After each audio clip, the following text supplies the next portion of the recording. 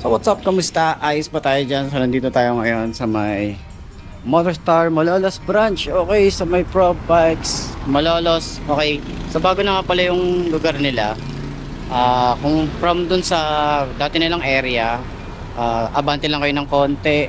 Makikita nyo na to. Tapos may signage naman sila rito. Ayan yung signage nila. So makikita nyo naman yan agad. So ayan, ito yung area nila hanggang dun. Okay, so madali lang din naman silang hanapin. Tapos ang lugar nila is mas mahaba na to. Okay, kung dati medyo maliit lang yung area pero may warehouse sila sa likod. Ngayon, pahaba na sila. So medyo marami lang talagang establishment dito. Tapos katabi lang sila ng drugstore na to na nasa likod natin. Okay, so pakita ko din sa inyo yung mga available unit nila rito. Para pag pumunta kayo rito, ayan. So sa lahat ng mga customer nila na dito sa Malolos, and dito na po yung bagong area nila. Okay, pakita ko na lang din sa inyo yung mga updated price dito tsaka unit na makikita nyo rito. So isahan natin dito sa front. Okay, meron sila rito Star X 175. Ito, dalawa to, low down payment tsaka zero interest. So ayan, para at least mabilis. Meron tayo rito 51,000 kapag kinuha nyo ng SRP, pero pag cash on hand, cash on delivery, yan, cash on the spot to mga ganyan, for 46,650, and then ito yung down payment na 2,820.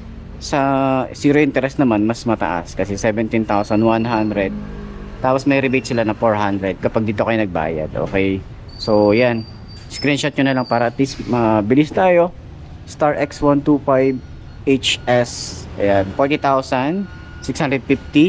45,000 naman yan kapag SRP. Ayan, sa low down payment niya 27, and then yung sa months niya, ayan, ito yung ano niya, months pag installment. And sa zero interest 15,300. Ayan. So ganun talaga, mas mahal siya kapag zero interest. So meron din tayo rito Easy Ride 125 Fi, 63,000 yan. Okay, ayan, 4,950.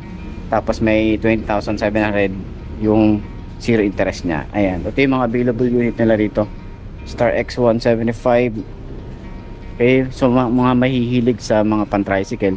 And itong dalawang to, yan, recommended sa inyo yan. So sa mahihilig naman sa mga cafe or sa mga classic scooter, itong isang to. Okay, so yan, re-recommend ko din sa inyo yan. So Easy Ride 150CL Fi, meron silang 63,000 dito and 4,950 sa low down payment. Sa zero interest naman 20,700. Ayan, so screenshot nyo na lang para at least mabilis lang tayo. Okay, so ito yun, meron sila available dito na kulay white, and dito naman sa Fi. Okay, ito yun, Easy Ride 150 Fi, meron silang 75,000. Ayan, sa low down payment 6,675 and 24,300 sa zero interest. Ayan, okay, so meron silang kulay black dito. Sa likod naman meron tayo rito mga Cafe 400, available sila rito ng unit.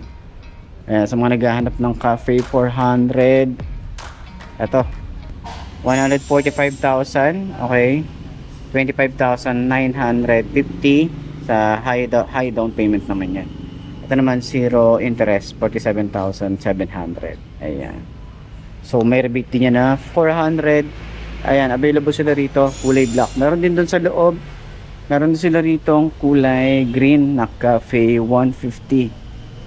Ayan, so ito naman yan, yung SRP nya 60,000, tapos high down payment 7,800, and sa zero interest naman niya is 19,800.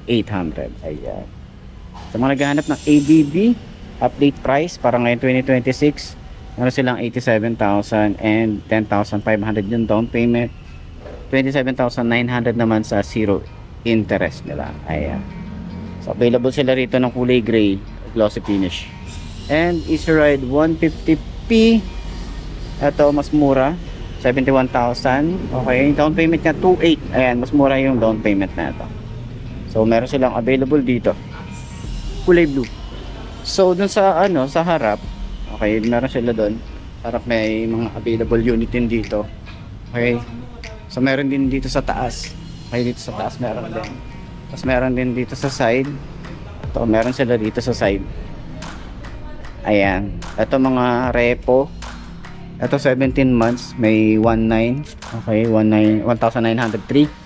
Ito rin 17 months, 1,457, 54 hanggang doon. Ito yung mga available unit nila rito. Okay. So 150cl. Ito yung mga bagong 150cl, kulay red. Ayan. Okay. So, dito rin, meron din sila mga unit din. Ang cute ng baby. Oh. Ayan, 150cl. Ito naman, 155V.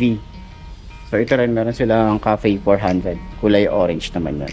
So, dito rin, meron silang ADB na dalawa. White and gray. Tapos, kulay orange na Easy Ride 125 FI. Okay.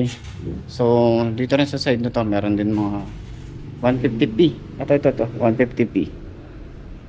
Yan. So, sa lahat ng mga gustong bumili ng ganitong motorcycle, sa taas din pala meron. Mga pang tricycle daw yung mga nandun sa taas. Okay. So, ayan yung bago nilang area. Puntahan nyo na lang dito. Okay. Sa taas. Kaya, ayan, meron silang available dun sa taas. Pinapanit lang nila dun. So, mahaba yung area nila hanggang sa dulo. Kaya makikita nyo rito yung mga available unit nila. Ayan. So, wala pa rito yung ano yung bagong unit na parang adventure na tawag dito. Basta mga pang trail.